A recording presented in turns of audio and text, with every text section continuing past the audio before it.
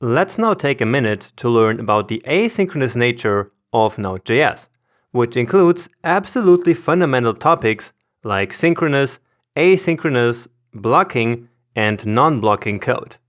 And all of this will be really important in order to understand everything that's coming up throughout this section.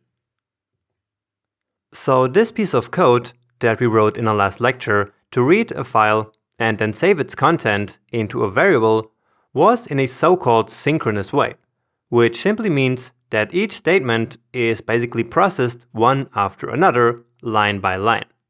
In this example, first the file system module is required, then the file is read, and then we log the result to the console. So you see that each line of code basically waits for the result of the previous line.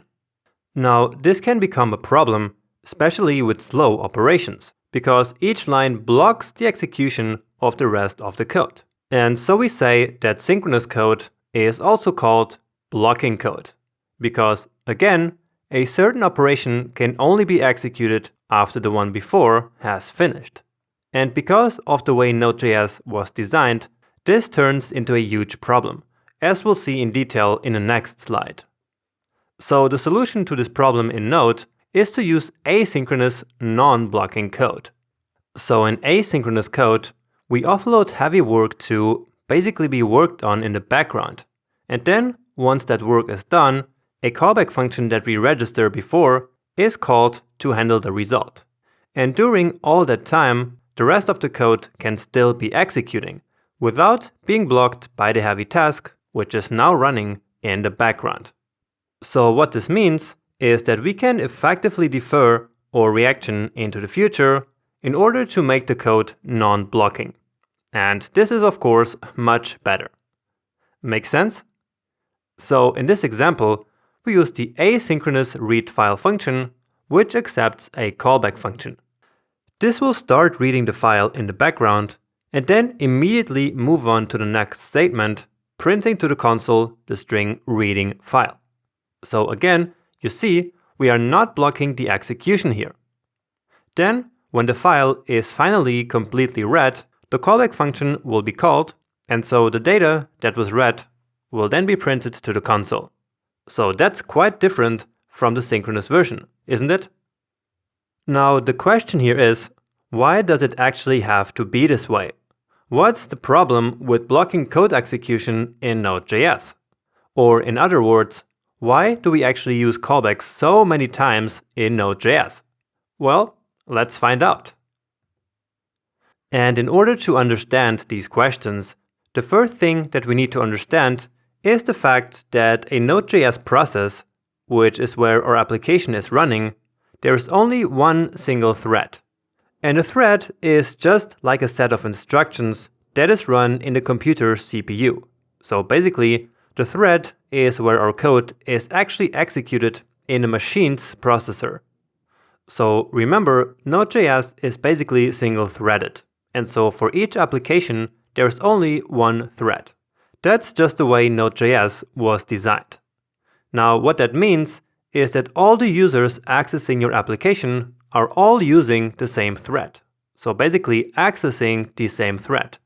And so whenever they are interacting with the application, the code that is run for each user will be executed all in the same thread at the same place in the computer running the application.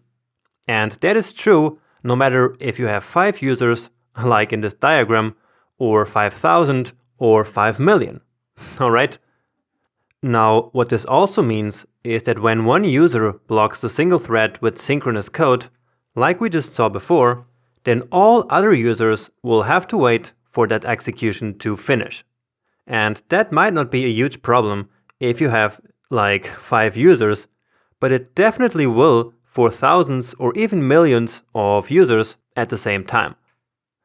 So imagine there's a user accessing your application and there's a huge synchronous file read in your code that will take like 1 second to load. This will mean, of course, that for that 1 second, all other users will have to wait, because the entire execution is blocked for that 1 second.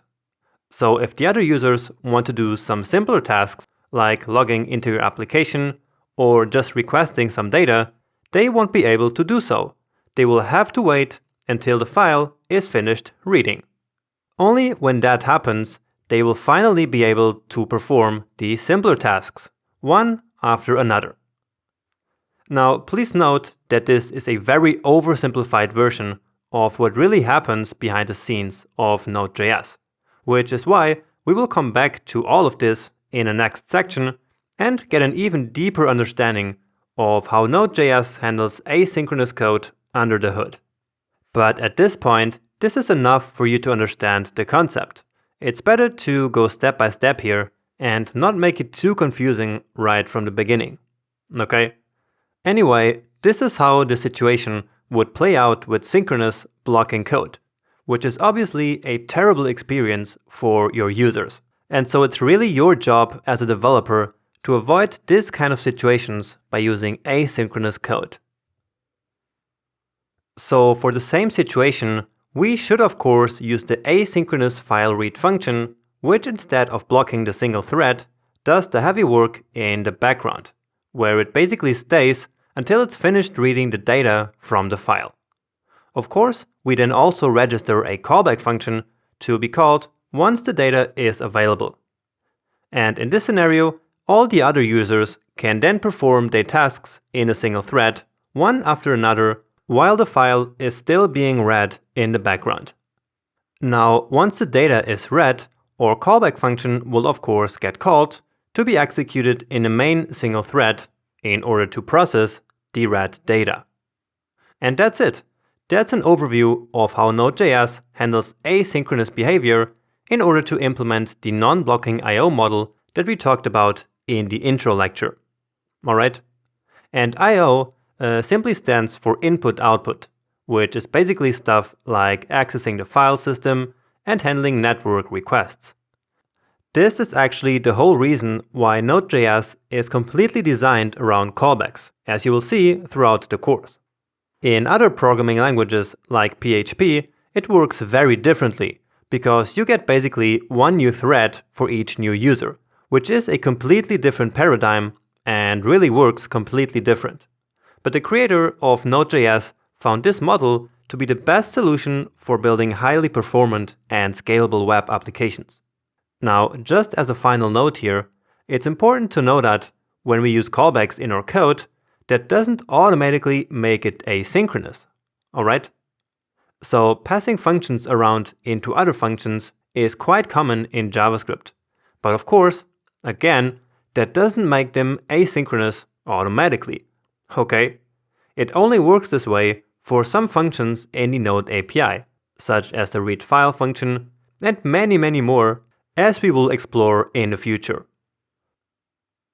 And now just to finish, since we're talking about asynchronous code here, just one last note about callback functions. So this callback model that we just discussed, where one function is called once the one before has finished its work, can quickly lead to some hard to read and unmanageable code. Just take this example where the second file read depends on the first one, then the third file read depends on the second one, and finally we want to use the final data to write a file as a result. That looks quite confusing, right? I mean, it's gonna work just fine, but it's just hard to reason about. And that is just with 4 levels deep. Imagine you had like 10 or 20 levels, which is actually not that uncommon. Anyway, this is what we call the callback hell. It's such a common problem that it already got its own name. And do you notice this triangular shape here? That's a very clear sign that you're in callback hell. Now, how do we actually escape callback hell? Well, we can use more advanced tools for handling asynchronous code, like ES6 promises, or even better, ES8 async await. Now, the model that we just talked about will still be the same, we just have more elegant ways of dealing with the code itself and writing it.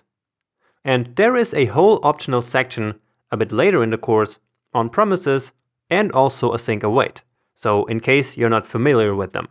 But for now, we will keep using callbacks because that is what Node originally used and was designed around.